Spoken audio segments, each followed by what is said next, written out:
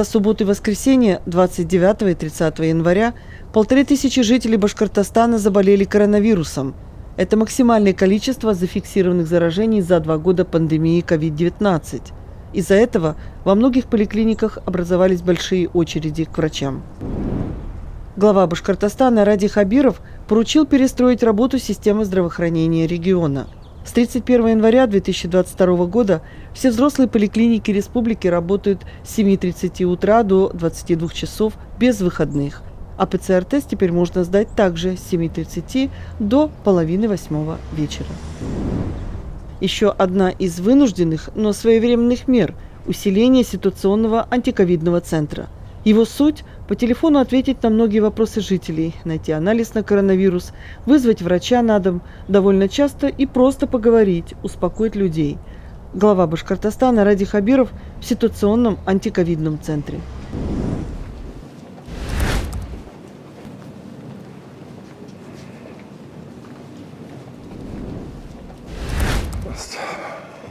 Здравствуйте. Здравствуйте. Здравствуйте, Рафик. Здравствуйте. Здравствуйте, Рамиль. Как дела? Хорошо. У вас региональная или что сейчас? 2 недели. Наверное, еще 3 недели сделает. Здравствуйте. Так, Ух коллеги. ты. Проходите, Рафаич.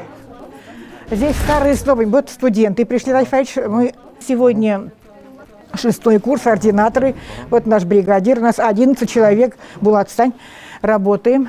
Здесь, где двойные, сидят наши ученики и учителя. Врач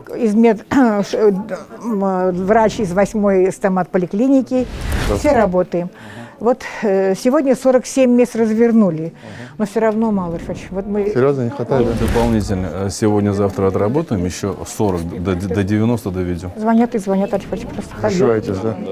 И мы-то не зашиваемся, Мы все берем, люди не могут дозвать. Мы на Балалар, все работают. Не, я понимаю, но я имею в виду, что Звонят, не могут. сколько в результате остается на следующий день? Сколько пропускаете мимо? Ильфач, 1000, 2, 3? больше. До 3. До 3. Ну, вот опять-таки надо внести ясность. Один и тот же человек может более одного раза звонить. Программу надо. Вот наши говорят, вот человек позвонил, раз-два до 5 считает и бросает. А надо, чтобы он минуту ждал. Но минуту у нас какой народ выдержит минуту? Не будут ждать. А у нас еще такой момент, что если человек принимает оператор звонок, и в это время его звонок приходит на него, а он же занят, и он к другому не перекидывается, и получается не принятый на одном и том же. Программу надо. Вот что-то там... Как прошлогодний, Ральфач. В субботу занимаемся Министерством цифрового развития. Ну, ищем возможность. Увеличили количество номеров до 400. Было 160, еще на 240 добавили. Здравствуйте, ситуационный антиковидный центр. Слушаю вас. Чем могу помочь? Хорошо, найти ПЦР. Секундочку. Сегодня медики – это большая помощь, Рафач. Они 2 в 1, операторы и эксперты. Мы тут только успеваем. Ну, там, То есть где-то советы и сразу снимаются некоторые вещи. 2 в 1. Да, у вас температура, даже благодаря. Да. Так, врача вызывали? Нет. Какая типа 38? Давайте парацетамол, давайте орбидол, питье. Мы сейчас врача вызовем и дома оставайтесь. Если больничную не можем выписать, сейчас мы врача отправим. Потом, если ПЦР положительный, мне к контактным, к вам придут, но мы тут же говорим, там контактные бюджетники, наши больничные. То есть вопросов много, Рафач. Все нужно. Вот, и они уже, наши будущие врачи, учатся. Благодарности звонят, говорят спасибо студентам нашим. Ну вот 43 человека пришло с утра, 20 человек пришло с утра, 23 сейчас с 2 часов. Первая партия, 2 часа они готовились и уже через 2 часа сели работать. Обучаются. Обучаются быстро. А где открывать будете дальше? Идемте. А там, да? Там уже открыто. Спасибо, до свидания. Коллеги, работаем. 87-го года. Тоже результат находится. У вас еще результат не готов пока что. А тут все освободили, получается? Да. Сейчас Вот еще хотим, сейчас, Рафач, Азамат Фач говорит, надо еще снова вернуться. здесь 10, будет 10, а внизу остальные эти. Тут будут. 5 и тут 5, да? Ну да. Да. А вот это вот корпорация развития, вот это если подвинуть. Помещение есть, Ральф Фарич? Только, наверное, выходов нет от телефона. Ну, это уже, как скажете, Ральф Ильич. Помещение есть, там с помещением вопрос решили. Мы людей найдем сейчас, Ральф Ильич, потому что студенты придут, медики пойдут. Мы же работали, и на 6-м курсе в мою бытность тоже работали, Ральф Ильич. Там был, правда, грипп, и 6-й интернатура спокойно работали, ходили по участкам. Ну, конечно, такого не было, но время изменилось. До 90 реально довести. Да, 90 операторов, Ральф Ильич, попробуем. Если февраль так отработаем, может быть, и нам будет... Да, значит, надо разворачивать побольше. Ну, да. Но то, что, Ральф Ильич, это вот вы сделали, это удивительно. Как вам это в голову, эта мысль пришла, вот эту винегрет нам сделать? Для многих того нет. Вот сразу звонок. И... Да, и сразу они получают все. Конечно, это же как скажем, мини-поликлиника, вызов врача, находим анализ. Сейчас вообще смелее надо вот эти телекоммуникационные вещи, смелее давать по телефону консультацию. Да, И вообще законодательство надо поменять скорее, чтобы это было можно было. Да Москва уже вообще по телефону лечит. Рифаич, вот этот дополнительный кабинет еще, который это, да? И вот подряд дальше уже пошли. Вот, Рифаич, смотрите. Вот мы открыли. Вот это так Здравствуйте. работаем. Да, вот здесь работаем, Рифаич. Все помогаем, они уже вот, да, вот, помогают. Это уже просто волонтеры, или это уже не студенты? Есть представители госорганов, которые пришли, 16 человек. У них боевое крещение сегодня.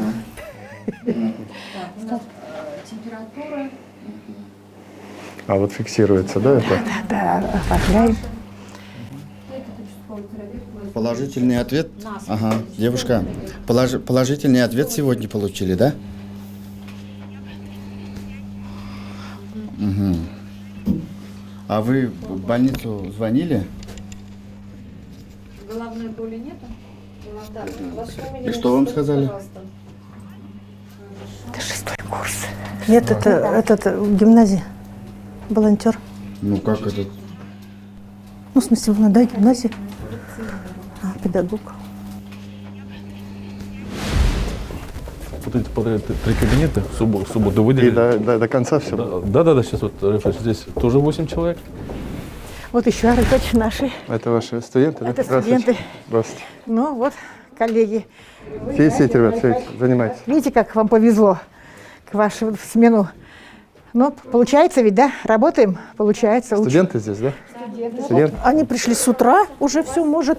Эти вот сейчас пришли, их обучают. Спасибо вам, ребят. Спасибо большое. Очень нужно Понимают, что сейчас это это. ответственная задача помогать Это очень нужно сейчас. амбулаторной службе, потому что сегодня успокоить людей. Вот видите, Да, это успокаивает. Это вещь. вот они ПЦР получили и теряются, все. Особенно суббота, воскресенье. Да. И мы говорим, Но мы это же мяч. субботу-воскресенье Мы работаем. работаем, Мы работаем, это даже не в этом. Но их надо успокоить. ПЦР положили, это не клиника. Вы успокойтесь, мы сейчас вызовем повторно. Но они же вот сейчас начитаются всех этих.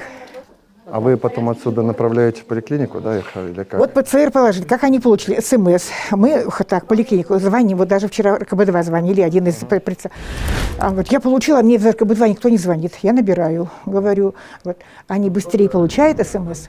Мы им говорим, что телефон дали, уже поликлиника им позвонит, скажет, куда прийти, если смогут. Нет, так врача отправят, вот так, да. Но врачи-то ходят? Вот Да, у нас? ну, сутки, пока до прихода врача мы назначаем. Что вас беспокоит? Ну, ничего нет, так тогда только обильное питье отдыхайте. Сразу тоже ведь неохота. Если температура, у нас уже готовые рецепты, шаблоны же есть. Спасибо. И дальше получается. Да, вот тоже такой же кабинет. Здесь тоже 8 человек. Там, Рифаич, 12 операторов в следующем кабинете. Тут уже все мы заняли. Вчера вот начали с одного кабинета, а когда поняли, что начали звонить А это уже вот большой. Ух ты, сколько. Здравствуйте. коллеги, Здравствуйте, ребята.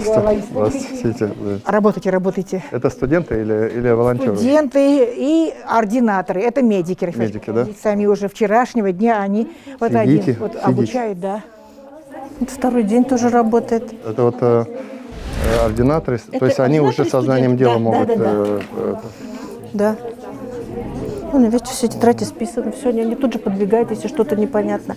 У нас здесь старший оператор из наших опытных на всю комнату, как говорится, чтобы какие-то вопросы, а мы уже с ремомерной бегаем туда-сюда. Ну, сегодня любой метод хорош, лишь бы довести нам наши задачи, чтобы там, на том конце провода, успокоить жителя больного до прихода врача. В любом случае, врач один разок должен смотреть. Это, так нам и говорили в Минздраве России. Один разок врач смотрел, дальше уже, что он сказал? Вот поэтому мы ведем. А если плохо, конечно, скорая. У нас все врачи с нами, мы тут же быстро поезжай, там уже плохо. То есть мы настолько работаем в такой Вы вот уже команде. понимаете, где, уже со всеми... Абсолютно, Да. Фач. Мы с 16 ноября уже каждый вздох, каждый выдох этих, и наши уже главврачи. Вот написал, еще не успел, уже к теще сходили, жену посмотрели, все успокоили.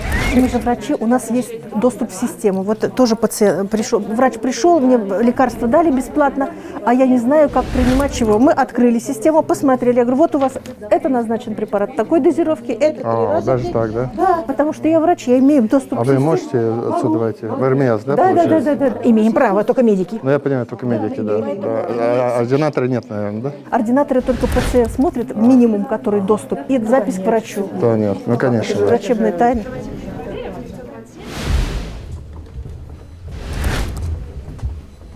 Райфович, мы сейчас в ситуационном центре, ну и вот здесь, вот на -2 этаже, Центр управления Республики Башкортостан, сюда уже тоже перенесли рабочие места, вы поручили.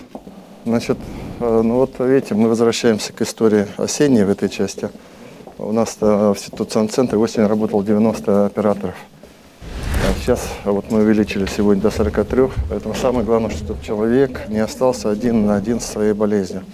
Чтобы у него была возможность, первое, в ситуационном центре получить какую-то хотя бы минимальную информацию, найти свой тест, получить направление и получить консультацию. Здесь мы уже здесь на грани идем, что по сути мы пригласили сюда и врачей тут дежурят, и ординаторы наши, студенты. То есть они уже дают определенные самые первичные консультации, что тоже человека успокаивает. Вот. Поэтому самое главное, чтобы человек мог дозвониться. Это критически важная задача. И вы поручили перестроить график наших медицинских организаций.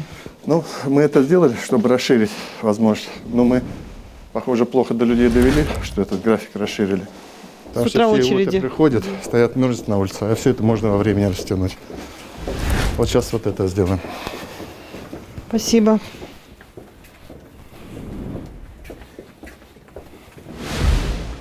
Ну, значит, что будете делать сейчас? Райфович, планы. Сегодня-завтра количество оргтехники помещений доведем до 90, чтобы единовременно могли работать 90 операторов. Каждую смену. Да.